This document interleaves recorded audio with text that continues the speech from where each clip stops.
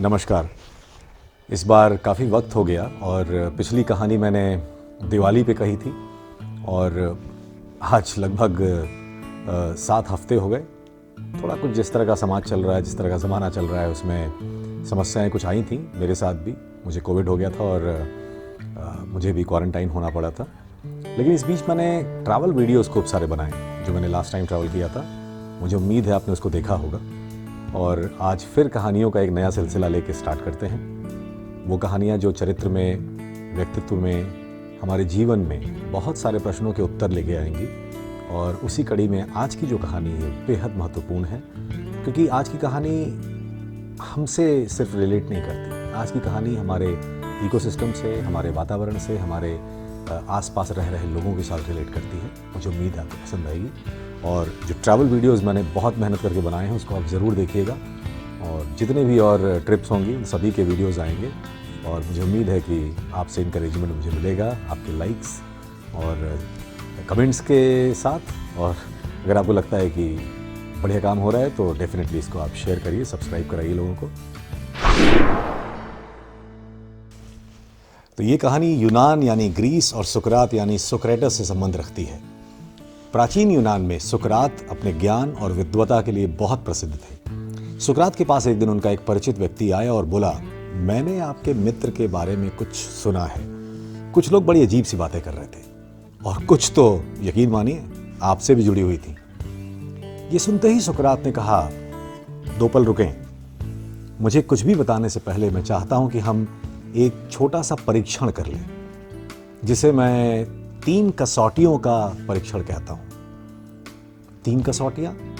कैसी कसौटियां? परिचित ने पूछा।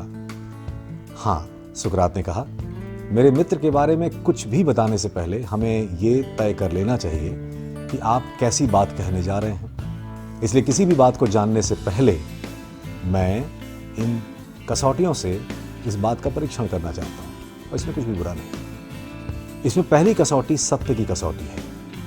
क्या आप 100% दावे से यह कह सकते हो कि जो बात आप मुझे बताने जा रहे हैं वो पूर्णतः सत्य है? नहीं, परिचित ने गहरी सांस लेकर के कहा, सोच करके। दरअसल मैंने सुना है कि ठीक है, सुकरात ने उनको रोकते हुए फिर से कहा, इसका अर्थ यह है कि आपको पता ही नहीं कि जो बात आप मुझसे कहने जा रहे हैं वो पूर्णतः सत्य है। चलिए अब दूसरी कसौटी का प्रयोग करते हैं, जिसे मैं अच्छाई की कसौटी कहता हूं। मेरे मित्र के बारे में आप जो भी बताने जा रहे हैं या मेरे बारे में आप जो मुझे कहने जा रहे थे उनसे संबंधित, क्या उसमें कोई अच्छी बात है?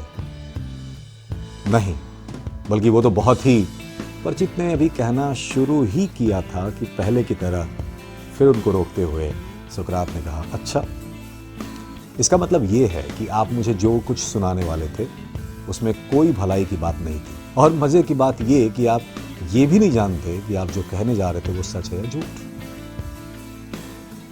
लेकिन हमें अभी भी अपनी आस नहीं खोनी चाहिए, क्योंकि आखिरी यानी तीसरी कसौटी का एक परीक्षण अभी बचा हुआ है और वो है उपयोगिता की कसौटी।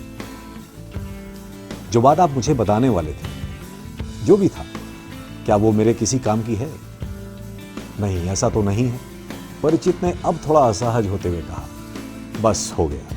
सुकरात ने कहा, जो बात आप मुझे बताने वाले थे बंधुवर, वो न तो सत्य है, न ही भली है और न ही मेरे किसी काम की है। तो मैं उसे जानने में अपना कीमती समय क्यों व्यर्थ करूं, क्यों नष्ट करूं?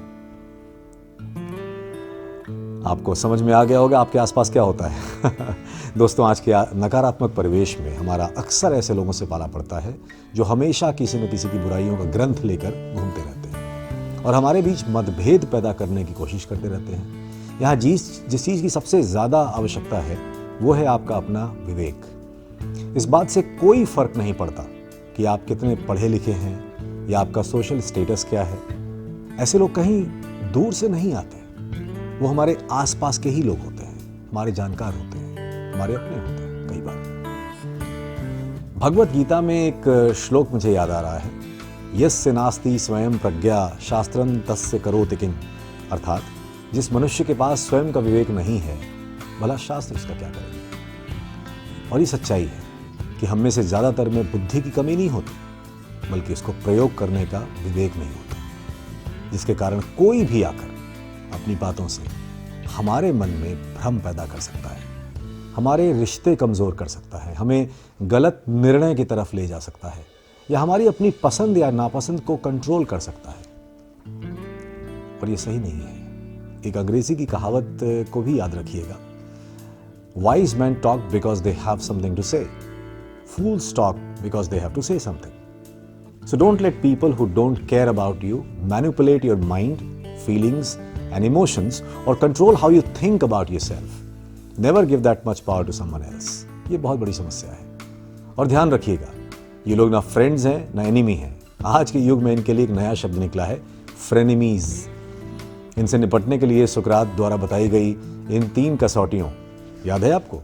सत्य की कसौटी, अच्छाई की कसौटी और उपयोगिता की कसौटी को आप भी अपने जीवन में अपनाकर अपना जीवन सरल और खुशहाल बना सकते हैं, जिसकी सबसे ज़्यादा आवश्यकता है। मुझे उम्मीद है आपने इस चैनल को अब तक सब्सक्राइब कर लिया होगा। इस कहानी को शेयर भी कीजिए, हो सकता है ऐसे लोग इसे सुनने के बाद आपसे पहले खुद अपनी बातों को इन 3 कसौटियों पर परखें, और ये आपके लिए भी बहुत बेहतर होगा, आपके रिश्तों के लिए बहुत बेहतर होगा। मिलता हूँ जल्दी एक और कहानी के साथ। अब शायद इतनी देर ना हो, क्योंकि अभी थोड़ा ट्रैवल मेरा रुका हुआ है, और डेफिनेटली इसको अप्लाई करिए। और कमेंट बॉक्स में ज़रूर लिखिए कि क्या आपके आसपास भी ऐसे लोग हैं और आपने उनको कैसे हैंडल किया, ताकि मुझे भी अपनी नई कहानियों के लिए कुछ नया मसाला मिल सके। जल्दी मिलता हूँ आपसे। धन्यवाद।